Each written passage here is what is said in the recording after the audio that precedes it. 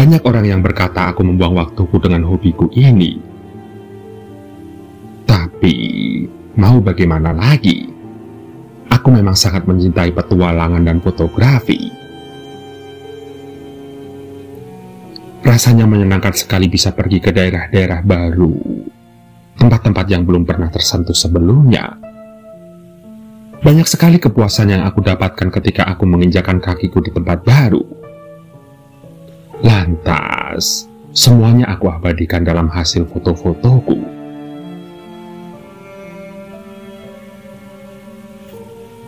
Namaku Winda.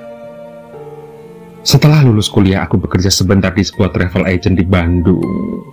Dan dari tempatku bekerja, aku jadi tahu bahwa Indonesia banyak sekali tempat-tempat yang indah. Semakin hari, aku semakin tertarik akan tempat-tempat itu. Bahkan setiap hari aku selalu membaca cerita-cerita tentang berbagai tempat di Indonesia. Singkat cerita, akhirnya aku pun memutuskan untuk keluar dari pekerjaanku agar bisa berpergian kapanpun sesuai keinginanku.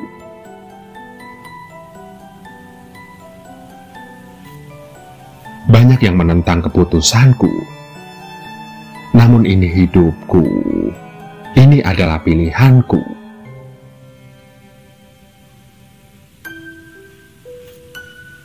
Dalam setahun ini aku menjadi pemburu tempat-tempat aneh. Bahkan sudah puluhan tempat aku datangi. Aku tidak sendirian. Biasanya aku satu tim dengan 3 orang teman yang semuanya laki-laki. Ada Fajar, Momot, Romi, dan mereka semua satu visi denganku untuk menguak misteri dari berbagai daerah di Indonesia.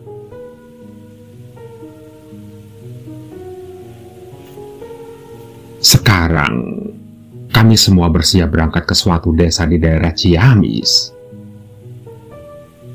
Aku mendengar kalau di jalur menuju ke Pantai Pangandaran ada satu desa yang misterius. Katanya tidak ada manusia di desa itu saat siang hari kecuali patung. Hanya patung yang berserakan. Iya, patung manusia. Dan penduduknya, mereka hanya datang saat malam hari.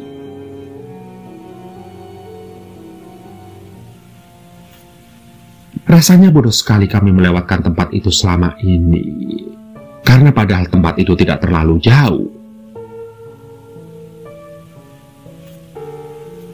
Iya, desa kosong itu berhasil membuat kami penasaran.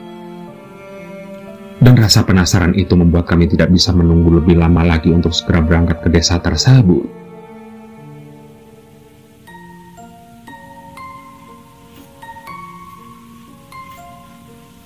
Singkat cerita, sekitar pukul 3 sore kami mulai memasuki daerah Ciamis. Namun tiba-tiba saja Momot ke pinggir jalan dan menghentikan mobil. Dan saat aku bertanya ada apa, Momot, dia diam sejenak lalu berkata bahwa perasaannya tidak enak.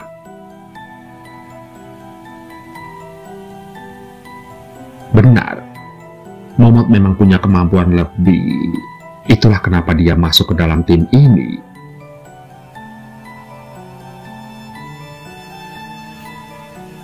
Duh, perasaan gak enak nih.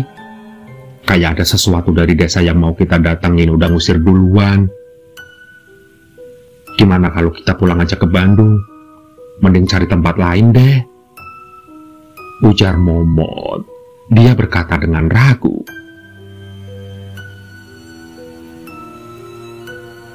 Jelas saja aku mendebatnya. Bayangkan saja. Sudah terbayang bisa menemukan desa itu. Momot malah tiba-tiba ragu. Aku kemudian bersikuku dengan Momot dan perdebatan ini berlangsung cukup panjang. Momot tetap masih tidak mau melanjutkan perjalanan. Karena menurutnya kita adalah rombongan petualang bukan tim perjalanan mistis. Memang, dari awal Momot sudah berpikir tujuan kita ke tempat itu berbau mistis. Tapi aku menegaskan kalau tujuan kita ke sana adalah untuk mengambil foto patung-patung yang diceritakan banyak orang. Kita juga bisa menguak sejarahnya dengan bertanya ke warga sekitar. Hingga Fajar dan Romi yang semula diam saja akhirnya turun dari bak belakang dan ikut berdebat.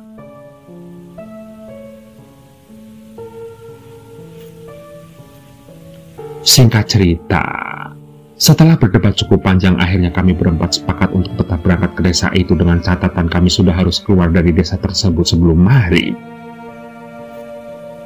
Entah untuk langsung pulang ke Bandung, atau entah lanjut ke Pantai Pengandaran. Yang pasti, kami harus keluar dari sana sebelum gelap.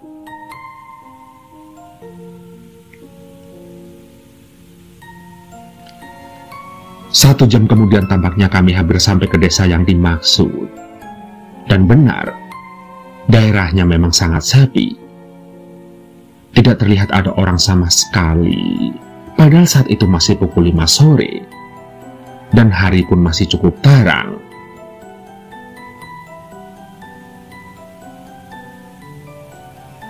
Kami sempat bertanya ke salah seorang warga di daerah sana di manakah letak desa kosong tersebut. Namun orang yang kami tanyai memandang kami dengan aneh. Lantas, dia memberitahu jalan ke arah desa yang kami tanyakan itu. Kami pun lantas terus melaju menyusuri jalan yang ditunjukkan orang tersebut.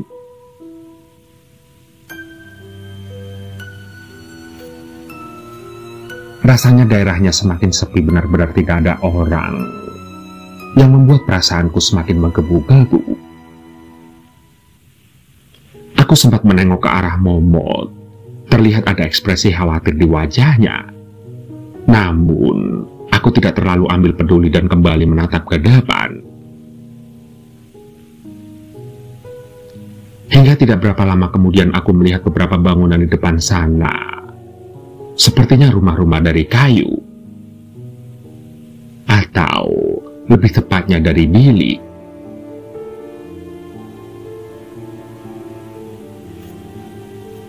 Astaga, eksotis sekali rumah-rumah itu, umamku. Dan dalam beberapa menit kemudian kami benar-benar telah sampai di desa itu. Aku terkesima. Suasananya sangat mistis. Desa yang sangat misterius.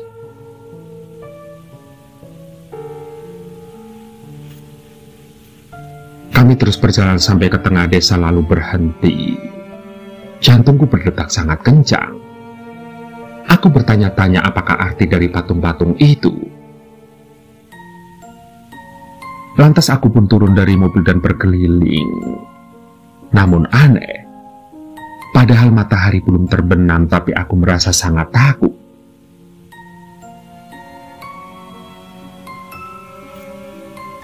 Terlihat banyak sekali patung yang terbuat dari batu. Dan patung-patung ini seolah hidup. Benar, bentuk patungnya seperti sedang melakukan sesuatu. Ada patung ibu yang menyusui anaknya di teras rumah. Ada patung anak kecil bermain kelereng lengkap dengan kelerengnya. Bahkan, ada patung lelaki mendorong gerobak.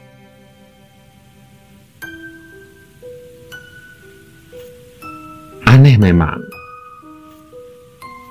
Bagaimana tidak? Karena seolah-olah mereka adalah penduduk desa ini. Bentuk patungnya bahkan sangat natural. Patung-patung itu mempunyai ekspresi yang hidup. Ada yang tertawa, ada yang marah, bahkan ada yang menangis.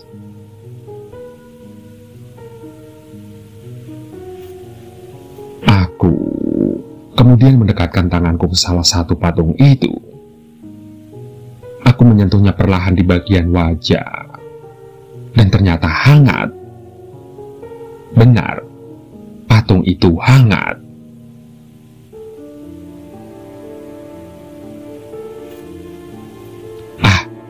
Mungkin ini karena seharian tadi patung-patung ini terkena sinar matahari, pikirku waktu itu.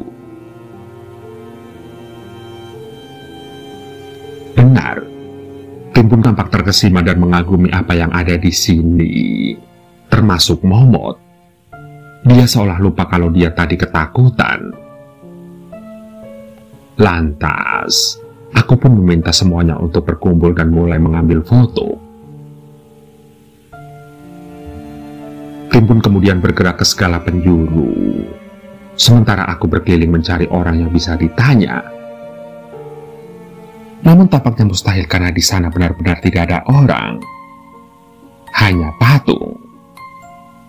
Dan aku akhirnya berpikir untuk bertanya ke desa terdekat nanti ketika pulang.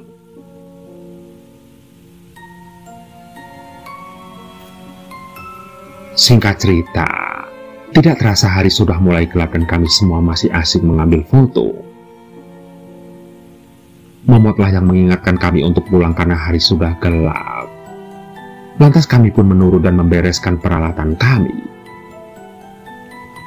Namun ketika aku sedang berjalan ke mobil, tiba-tiba saja aku mendengar sesuatu. Nyanyian Sunda. Benar, seorang wanita terdengar sedang menyanyi lagu Sunda. Sontak aku berhenti dan mencari sumber suara itu, dan sepertinya dari sebuah rumah di sebelah kiriku. Jujur saja aku agak takut, tapi juga bersemangat karena ternyata ada juga penduduk yang sudah datang ke desa ini. Lantas, aku mendekati rumah itu dan mengetuk pintunya sembari mengucapkan salam.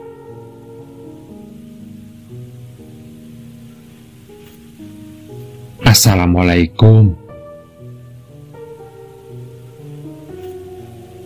Waalaikumsalam. Masuk, Neng. Jawabnya. Aku pun lantas tersenyum lega lalu membuka pintunya. Namun, ternyata di dalam rumah tidak ada siapa-siapa. Rumah itu hanya terdiri dari satu ruangan dan terdapat patung wanita di sana. Iya, patung wanita yang sedang duduk di depan cermin dan menyisir rambutnya. Sontak, aku pun lemas tidak bisa bergerak. Aku hanya bisa menahan nafas.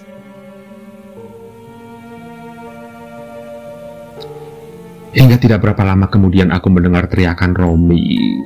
Refleks aku berlari ke arah mobil. Sementara Momo dan Fajar yang sampai lebih dulu ke mobil nampak ketakutan juga. Nampak mereka bertiga melihat ke arah bak mobil.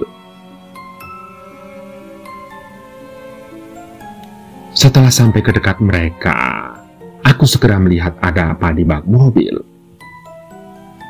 Namun betapa terkejutnya aku karena di bak mobil ada sebuah patung. Patung anak kecil yang sedang berbaring meringkuk.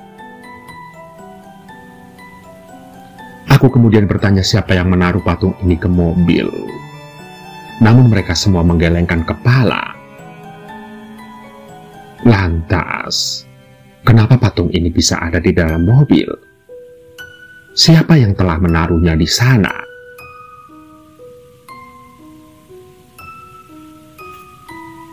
Akhirnya aku pun menyuruh Fajar dan Romi naik ke bak mobil dan mengangkat patung itu keluar. Namun, hal aneh kembali terjadi. Mereka nampak kesusahan mengangkat batu itu. Romi berkata batu itu sangat berat, dan Momot sempat mengambil foto mereka ketika mengangkat batu itu.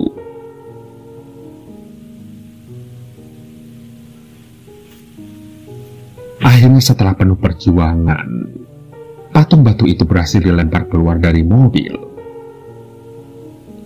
Kami pun segera tancap gas meninggalkan tempat itu langsung menuju ke Bandung. Tidak ada niatan kami untuk bertanya ke warga sekitar. Dan biarlah desa itu tetap menjadi misteri untuk kami.